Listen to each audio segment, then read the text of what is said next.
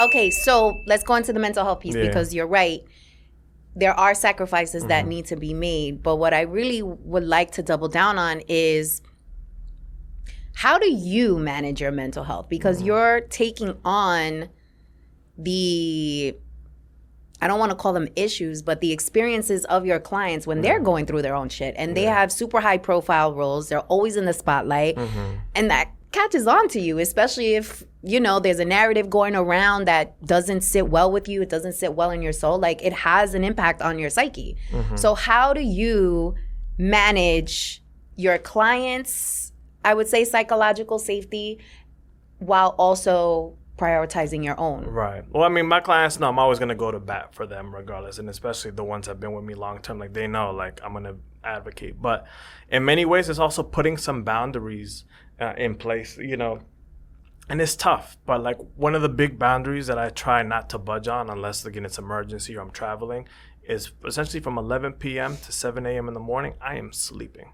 Like, I'm sleeping. I need. From what time? 7 p.m. to 11 p.m. to 7 a.m. Okay. I'm sleeping. Okay. Right? Because there's a lot of people in this industry that they don't get enough quality sleep. Like, I learned at a young age the value of quality sleep. Like, I went to a Christian school growing up, and I had to memorize Bible verses for every Friday. And what I started realizing was the better quality of sleep I got, the stronger my memory would be over the course of it. So I really learned the value of sleep at a younger age. And I always had discipline. And that's the thing what's always carried me in life. And it's one of those things where making sure that I prioritize for myself to recharge and refresh, that's ultimately what sleep is for. But I can't take care of my clients if I can't take care of myself first. So that's kind of what, now again, sometimes I'm traveling. There's exceptions. Of course, you got events till 3 or 4 in the morning. And but whenever I can control it, for the most part, those are kind of the boundaries that I try to, put in place, making sure I set some time for myself, doing some things that, whether it's going to the gym, whether it's playing basketball with some friends, whatever the case may be, watching whatever I want to binge on Netflix just to, like, shut my brain off, because I'm always on strategy, go mode, that sometimes I just need to shut my brain off, watch Love is Blind, Too Hot to Handle, or whatever the fuck it is going to be. You know what I mean? Or watch Power, whatever the case is, and then just go sit back, enjoy, relax, unwind. So there's different byproducts to it, because there's some people that just all they do is kind of like run themselves to the ground, and they don't allow themselves that time. Like these people that work till like 1, 2 in the morning, get 4. And listen, for some people that's how they may work, and I just know that doesn't work for me. I try to do the best I can. I'm more effective in the morning than late at night. I know there's a point at night where just like my brain shuts off. I'm incapable of forming good sentences, whatever the case may be. But that's why I'm like, I have to be able to put those boundaries in place so you can get the best quality work out of me. So I think that's the biggest part. But my heart does go out to so many people who are unable to, have those boundaries in place, or, get caught up in the life a little bit.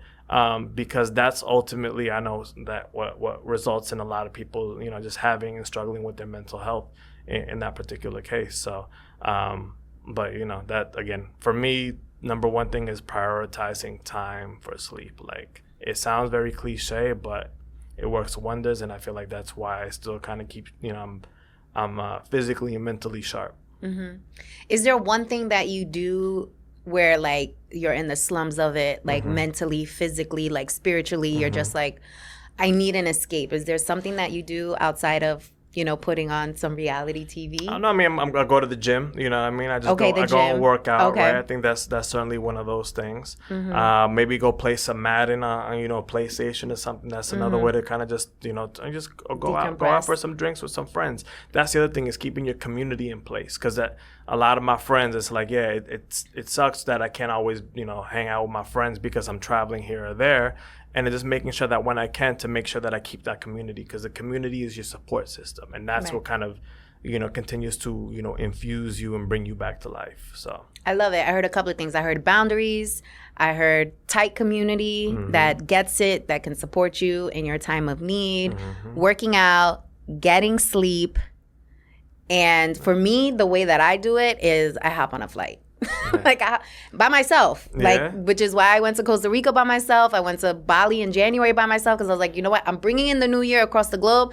I don't need nobody else to come with me. Like, I'm out, right? Yeah. To kind of like reset, get your clarity, and just breathe a little bit because you sometimes have to like exit your environment in order for you to like look from the outside in. When you're in, it's very difficult for you to kind of think outside the box. So you need to like escape. I think for me, I'm on flights so many times. I'm like, I just want True. You just want to stay put. Yeah, Either that that makes give sense. me like a long vacation that I can just unwind for a little bit. So, makes sense. Yeah.